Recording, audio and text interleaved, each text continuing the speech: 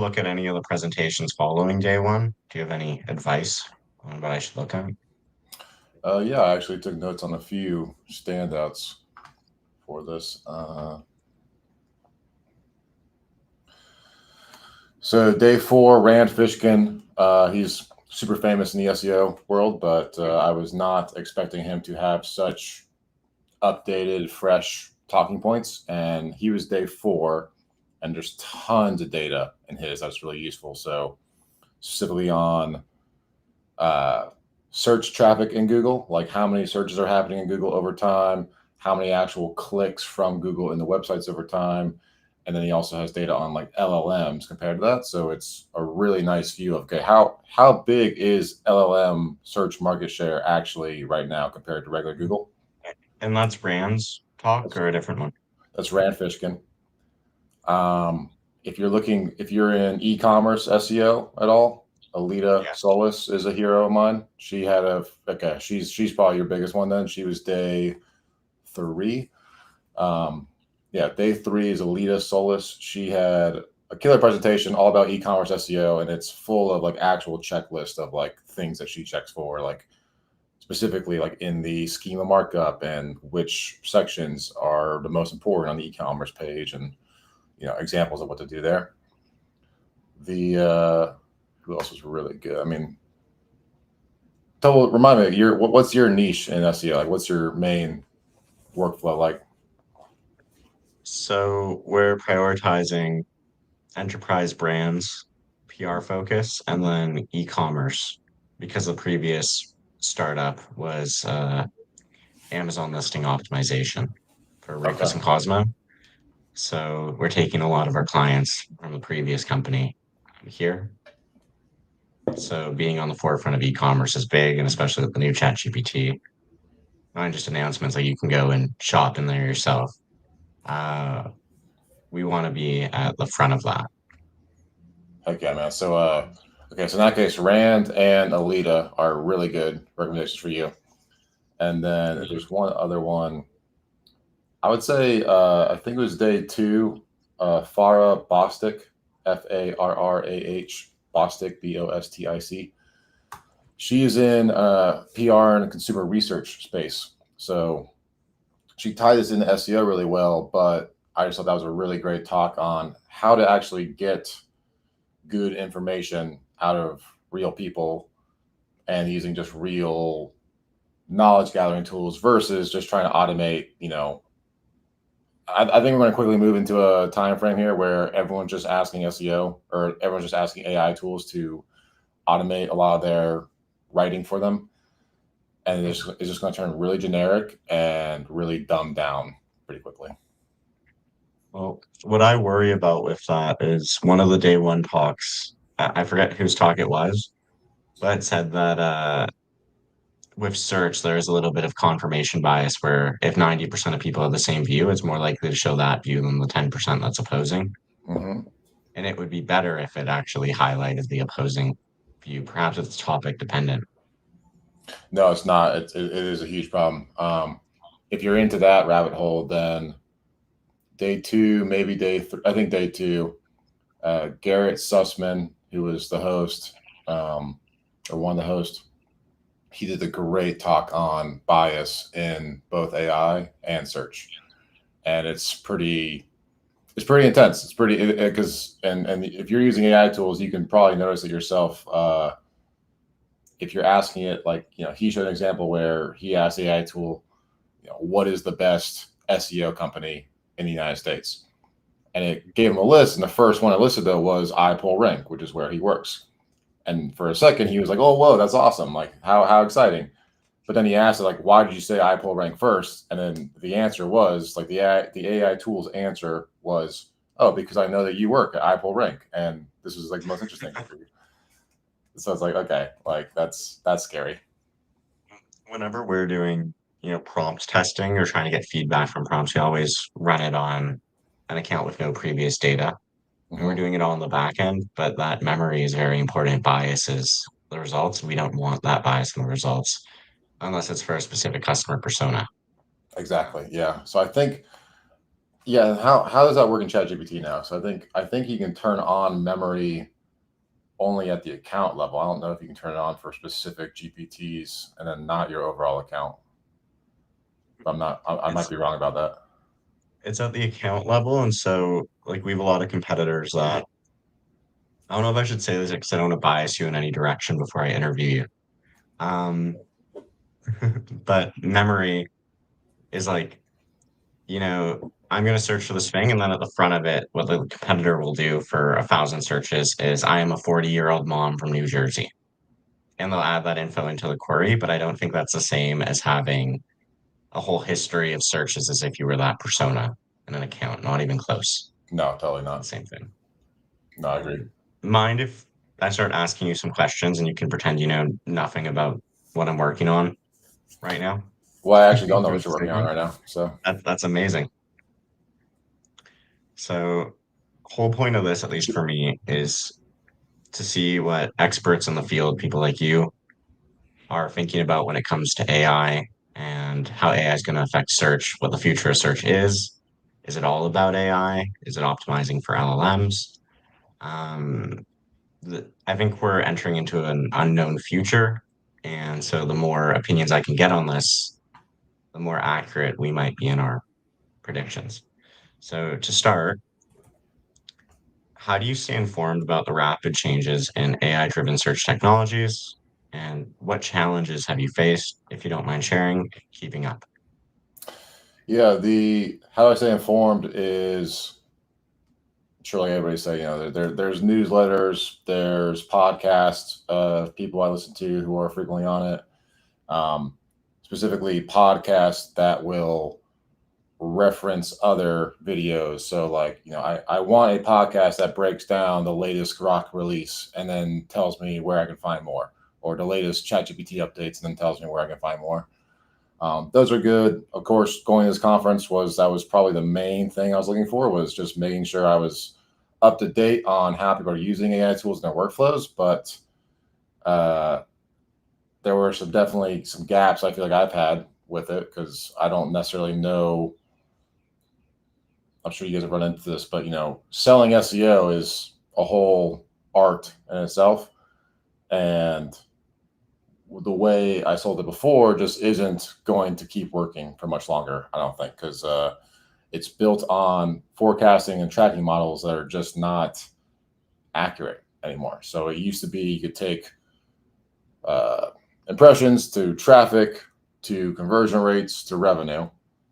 And even though that wasn't like a perfect formula, that captures probably 80% of the SEO benefits. And so it's good enough to build a forecast on, consistently track progress, and have this forecasted increase of traffic should correlate with a increase in conversions and all that. With AI overviews, then we're seeing a lot less referral traffic from Google. So you can rank number one or number two in the search result now, and actually still have your traffic go way down compared to a few months ago, because there's all these zero-click searches now. Rand had a really good dashboard in his presentation that is like I would say like the mega version of how to track this now. It's a correlation dashboard where you're basically measuring influence over traffic. That's a whole different topic, but also Alicia Binks, she had a really good, simplified formulas for, traffic plus conversions, having a weighted metric for those two together. So anyway, I was looking for some tracking formulas. That's probably my main gap, was how do I sell SEO in the age of AI, and how do I then track it and forecast it and deliver on those results?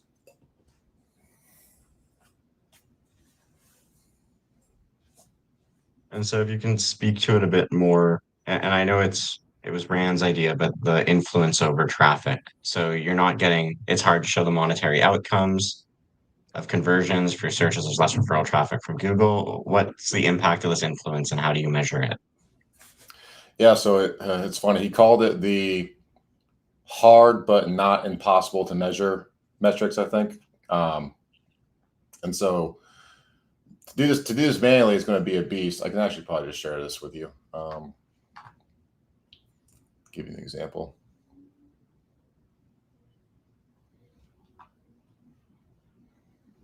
One moment. So this is one. Are you seeing my screen?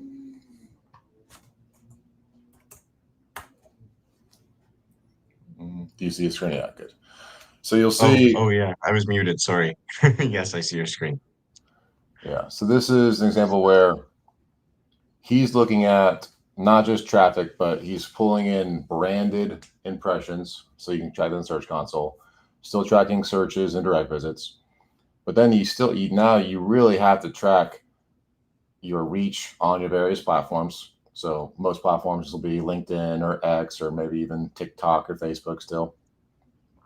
Mm-hmm. And then appearances in other areas. So this would be like other metrics of conversions, like the stock conversions, like your email downloads, your gated content downloads, adding to your email list. So you put all these in one dashboard, and then you can correlate all of those things with your conversions and your revenue booked.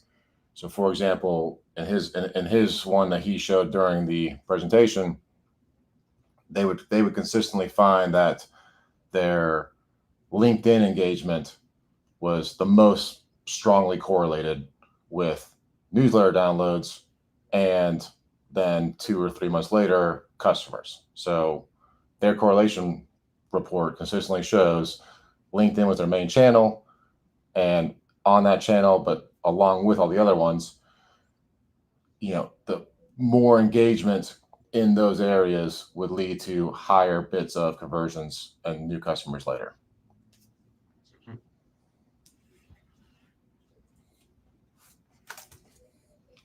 You're gonna have to send me this after. This is amazing. Oh yeah, yeah, and this will also a filled out version of this will be in Rand's presentation too.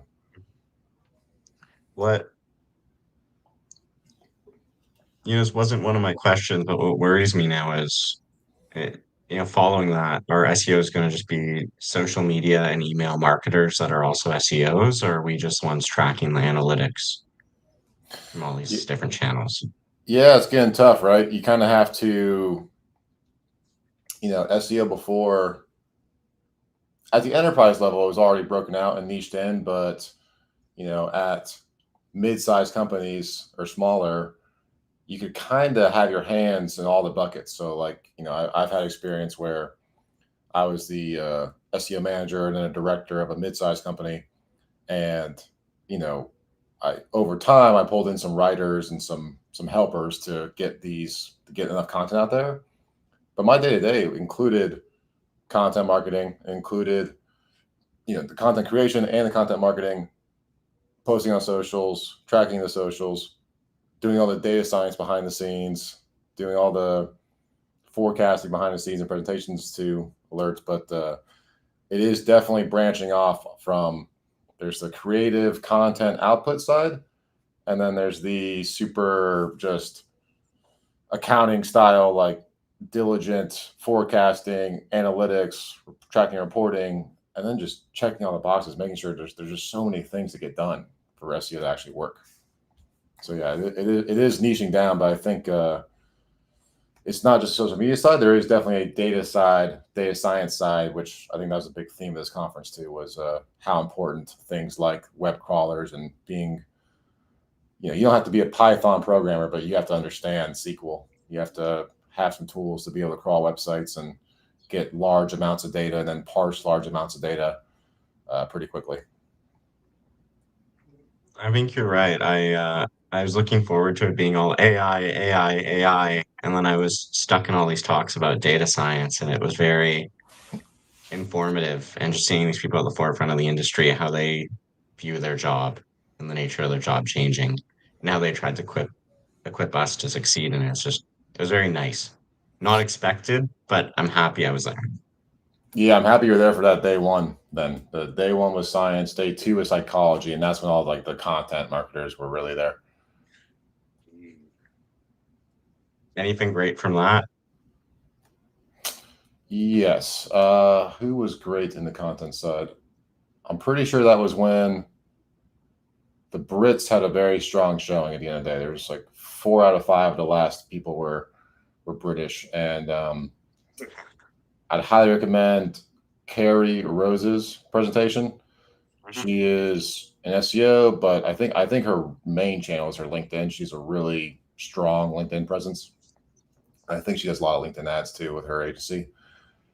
That girl is so dialed in. I mean, everything is structured, organized, but not so strict and organized that she's not flexible at all.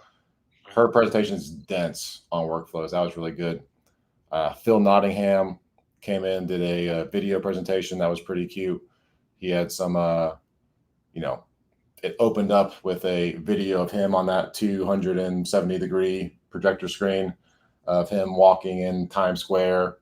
And he timed it so he goes, oh well, I'll be right there, and he hung up the phone in the video like as he walked in to the presentation. So like stuff like that was pretty cool. Talia Wolf I thought was really good. She you know she a couple people did this, but I think she did the best of saying, hey, okay, we're not going to go super deep into the data stuff and the AI stuff today, but this is more about, hey, don't forget, you're a human, and humans are storytellers effectively. Sorry, effective marketers are storytellers. And she just gave examples of like, I think, I forget what company it is, but the trucking company that had a big commercial with Van Damme doing the splits with the trucks like driving. I don't know if you've ever seen that, but it's a super powerful image. But that's just an example of, okay, AI is never going to give you this idea, right? If you punch into AI, hey, what's a good commercial idea to sell trucks and shipping freights? It's not going to suggest, oh, can you get the great Van Damme to do a split against these two trucks while they're driving against the sunset? And it's just not going to say that. But that commercial generated how know how many millions and millions of dollars for him, because it is just such powerful imagery. So Talia Wolf, I would also recommend there. So the creative part of our job isn't going to be taken away yet. No, no, no. I mean, I'd argue I don't, who knows who's to blame for this, but in general, the creativity is dying off, period. I mean, people are just less, I think people are just like less human than they were 20, 30 years ago. Like there's just a lot less people going out and exploring and just talking to randoms at a random restaurant or in a random place somewhere, and not having a bunch of pre-built monologues that they just kind of cycle through, like, and being able to get other people to open up to you and talk to you is a skill that we're seeing decline. So I think if you have that ability to actually understand where your biases are, still understand other people who may or may not agree with you all the time, and you have the ability to get them to trust you enough to open up to you, that's going to lead to storytelling ability that we're going to see less and less of as we get older.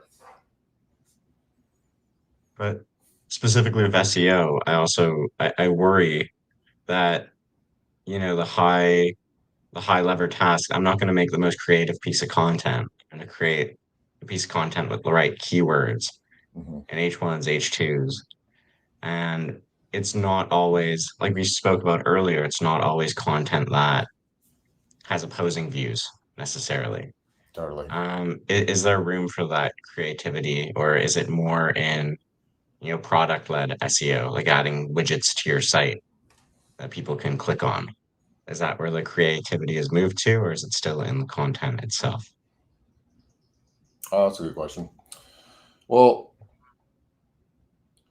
the the creativity of the messaging and the strategy is always going to be there, right? So that part hasn't changed. But to your point, there's definitely a major field to exploit there. With being creative with how you present these things is so important now. So, you know, I, I wouldn't put this into the things that I learned there, but they did cover this really well. just a whole bunch of examples of how to create like interactive content, right? So like just making a giant text blog isn't going to keep being effective. Like it's already not really that effective compared to how it used to be. So having, a lot more imagery, a lot more interactive elements, click this box, or, ask them a question like, do you think this or this? And then have maybe different options that open up different solutions there. Gamify your content a bit. Even on, social medias, punching in like a long text-based update isn't as effective now as uploading a super short video, and it might all be text, but it's got to be dynamic text, right? There's some kind of dynamic background, and then text comes in as it's important, right? And maybe a couple other visuals, or maybe some like relaxing music to get them to tune in, right? That there is definitely a realm of creativity there that's going to be probably a lot to exploit there, actually. Yeah. And actually, first, let me ask: do you think that chatbots, ChatGPT, Perplexity, just these LLMs, is chat-based search going to become a major channel, or is it going to continue to sit around the same referral traffic as Reddit?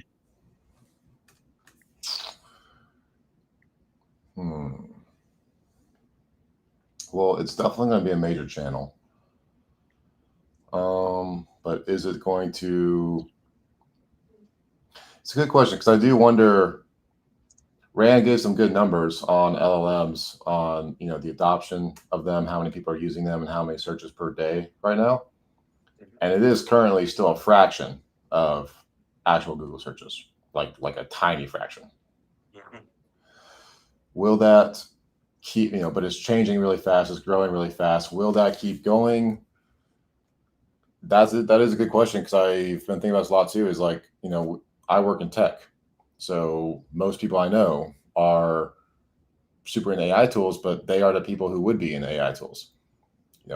Is your everyday guy or gal, driving a truck or working in the front of a doctor's office, or, whatever, are they going to be downloading ChatGPT and having a whole bunch of GPTs that do different searches for them? And are they going to be going to Grok on Twitter first thing? I don't know. But yeah, is it going to be a major channel? Yes. Is it, as we get older, will it keep overtaking historic channels such as, let's say, a Pinterest? For sure. Reddit, I think so. Forums in general, yeah. Will it replace video search though and all that? No, probably not. Replace video search, like channels like YouTube and TikTok. Yes. These LLMs, there's metadata from the videos. For example, Perplexity can find a section in a YouTube video for me and pull that up. That's one thing, which is great. But what I worry about, getting back to our previous point, this is why I asked the question first, to see if you think it's significant, is pretty much with Google, we have all this data on what people are clicking and interacting with to signify ranking factors. So we know if I add an interactive widget to my site and people are clicking on that, it's more than just someone quickly scrolling through a piece of content and bouncing after a minute or two. We're not going to get that with LLM crawlers. So how do we optimize for creativity there?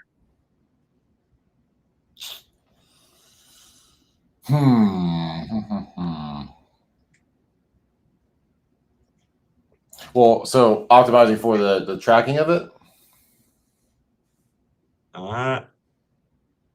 Yeah, or actually, I think kind of answer my own question. Is a bit less creativity when it comes to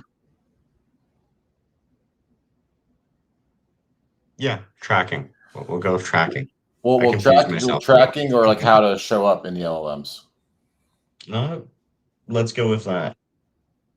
Do you have a strategy for that currently that you're employing? Well, like the strategy for showing up in LLMs, turns out it's the same, just updated version of what SEO already is, right? It's it's backlinks, it's establishing authority by being in lots of places. So, having the content you need to rank on your website, but also having that kind of content distributed on other websites, having it included and linked to from forum posts. An example of a change. Let me pull up somebody's website for you.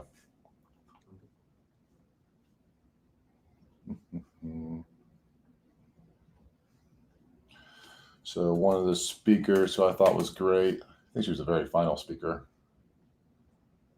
I think you're going to see a lot more of this. So on her about page, she has, the usual, hey, here's about Lily Ray, and here's her short bio. And, maybe there's a few paragraphs here, but once you get to the FAQ part, you'll notice it's totally set up like for an AI or for an AI chatbot, where how did Lily Ray get into the field of SEO?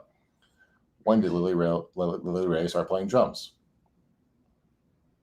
How is Lily Ray related to Man Ray?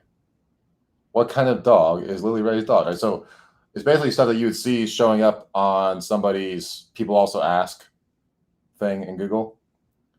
She's getting conversational on her own website and giving the AI bots a lot to crawl there. And so how do you make that a good user experience, though?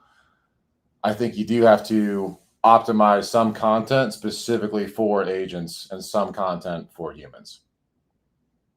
Does that make sense? So how do you select which content is you optimize for which? I think you should establish that before you start any given page. So, 99% of content should probably be for humans, but there should be pages on your website that, this actually, the one I just showed is a good example, maybe of a hybrid where, up top, first big chunk, totally for humans. That people also ask thing is useful-ish for humans, but probably meant for optimizing for LLMs. That LLM content is just going to be super long text-based, much more conversational in the questions versus trying to keyword stuff to questions. Yeah, I think that's my answer there. The one other thing was I think things like schema markup will be continually more important. I think these LLMs love structured data, just like Google does, but even more so. So I imagine that would probably be a tip for people.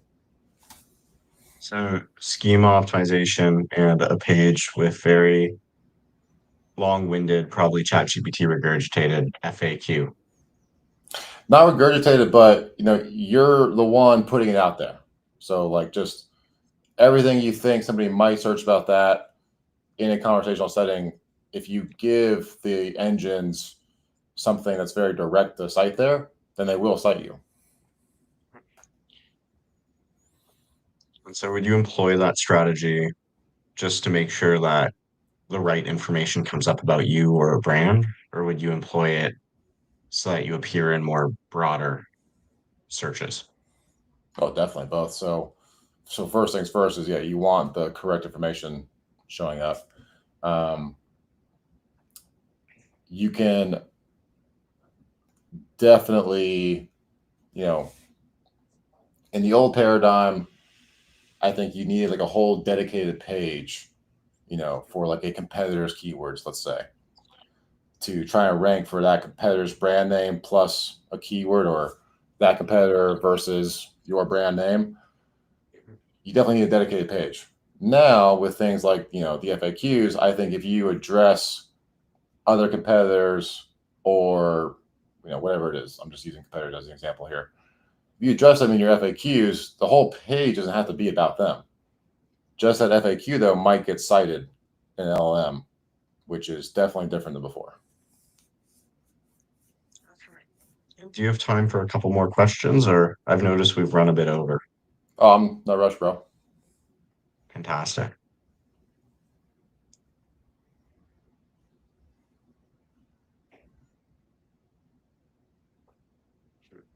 So are you split testing any of these methods yourself or just trying out different strategies to rank for ChatGPT or AIO? Yes, but it's going to take me quite a while to have any useful data. To the point and very good answer. Yeah. And is that the biggest challenge here is knowing what's going to work? Is this any different than, previous Google Update rollouts? Uh, I'm very confident, I think, in what will work, because what will work, I really do see it as just growth of what already has been working. But it is different because, previous Google updates don't completely change the way you have to forecast and track your results. Previous Google updates, maybe would get a few CEOs in the tech space who are trying to stay on top of it. It might get them worried and asking you specific questions about what you're going to do to adapt those updates. With the AI age, everybody wants to know, what are you doing different? How's things change? What used to work and doesn't work anymore, and what works now? So you have to acknowledge it's different because it requires us to communicate differently. It requires us to update our tracking methods and a lot of our processes, and we just have to sell ourselves differently. I think there's a good debate, really good debate at the Mansphere after party, which is where me and you were trying to go to on Monday, but it was actually the Day next day. early. Yeah. So the next night, though, they were talking about that debate of like, should we rebrand ourselves as SEOs? Should we call ourselves relevant engineers? Should we call ourselves hybrid SEOs? Or are we still just SEOs, or are we still just marketing professionals who are using SEO as a skill set? I think it's a really interesting discussion. My personal side of that is I'm probably going to lean more towards something like hybrid SEO, just because until I actually learn SQL or some kind of programming language, I'm just not the guy who's going to call myself an engineer. Period. I hate that. I think it's so lame. But I see a thought process for sure. Well, my official role is AI visibility engineer, and I'm not an engineer, and I don't think I'm an engineer, but I think SEOs are going to be engaging with product teams even more than they are For sure. already. Yeah, I think, so it's been a while since I've been specifically on the e-commerce side, but in that world, I think there's a lot more room for, a lot more room to gain an advantage just with diligent application of getting the right info in the right place, which involves knowing a lot about the product. So getting more info about the product and anticipating questions that people will have about the product, pulling that into your schema markup and your on page, and pulling that into a distribution method of, which websites are listing our product and not. That will definitely be a growing competitive factor in the e-commerce space. And so, just in your opinion, quickly, you think e-commerce is going to be big in conversational AI? I think a lot of people are making buying choices off of it. Yeah. So I think a common thing in SEO or paid search world is whether or not you track and count, or you definitely track it, but do you count branded search traffic as new discoveries? So if somebody's like typing in your brand name plus a product name, if your job is a demand generation marketer, can you really take credit for that? Because clearly they already knew you. If they type in your website directly, even if they're just typing the brand name in through Google and then they go to it, can you really take credit for that? Or like, how did they discover you already? I think ChatGPT and LLMs in general are going to massively increase the number of those. And that's where the influence dashboard comes into effect, where the amount of people who just straight up go straight to your website or type in your brand name plus product, I think the percentage of those is going to increase compared to non-branded search terms that lead to conversions. But how are people discovering you? I think a lot of times will be LLMs. So a lot of off-page due diligence where they don't click in until finally they're ready to search up your site. Totally. And then, of course, that pulls in the social media influence, right? Because it's where are people seeing you, right? So last question. Yeah.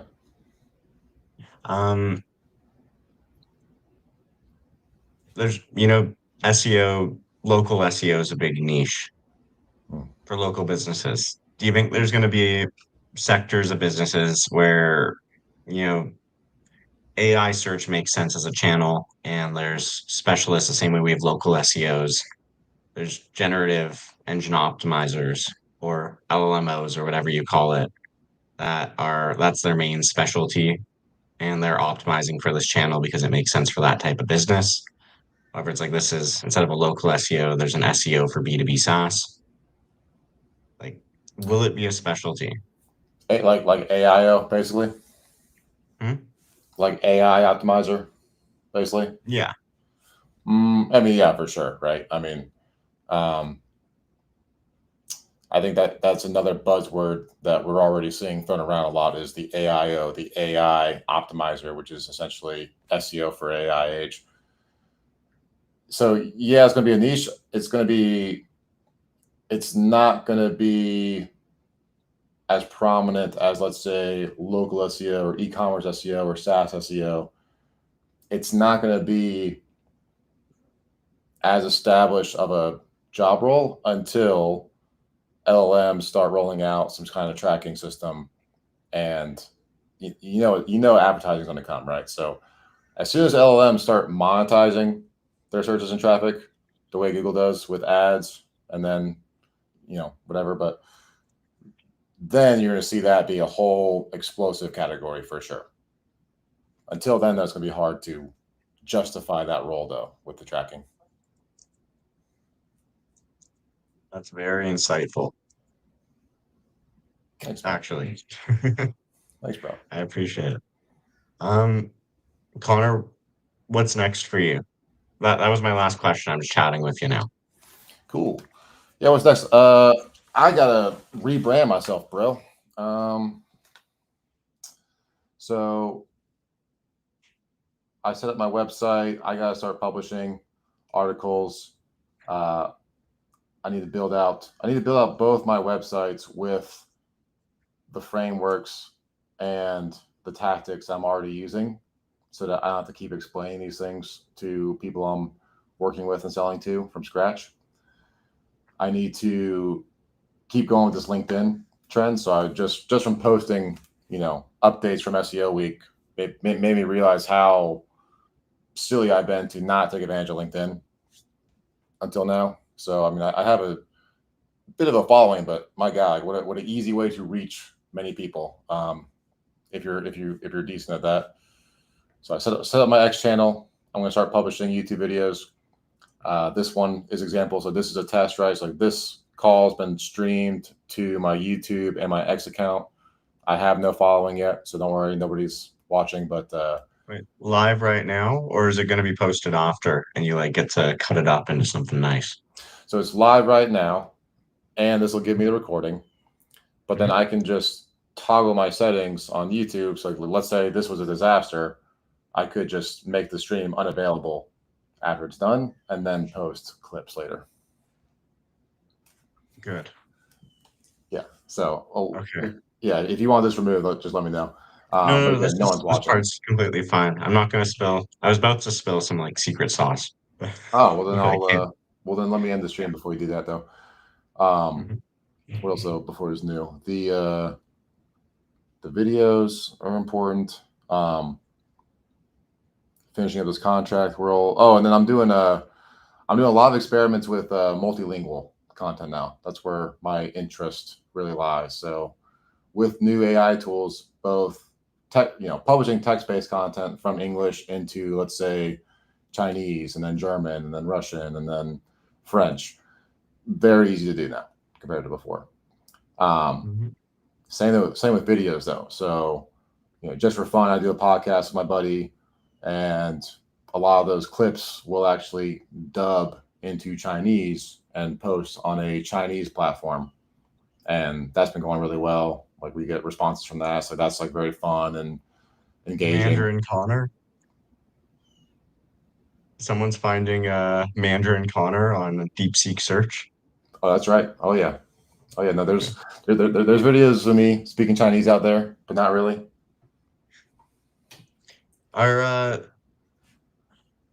Your actual question now. With SEO, do you think having multiple versions of your content in different languages is going to be something that helps you rank? You're just going to start 1,000%. getting French clients? Could be.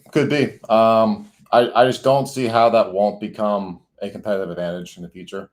There's already, I'm not the only one who's thought about this. There's definitely already people doing this, and really intelligent companies are already starting to do this as well. Okay. And hopefully I'll throw an example out there. A massive number of telecom companies are English speaking. Even still, internationally, everybody needs to have telecom services. They need international connections. So people in Japan, people in France, people in Germany, people in the Philippines, in Thailand, they need American numbers, or they need French phone numbers, or they need Japanese phone numbers. Those telecom companies, just by publishing their product listings, their availability and their pricing in those other languages, and just posting in the caveat that saying, hey, our customer service is in English or Japanese or whatever, just that alone is such an opportunity for international telecom companies. And you can apply that to any international software niche where, the multilingual client is very common. So translation makes the world more global, but it also enables us to be more competitive on the 1,000%. global stage. 1,000%. Now, I want to hear the secret sauce, man. Should I end the stream? Go for it. Okay, let me kick that. If anybody's watching this, thanks for tuning in.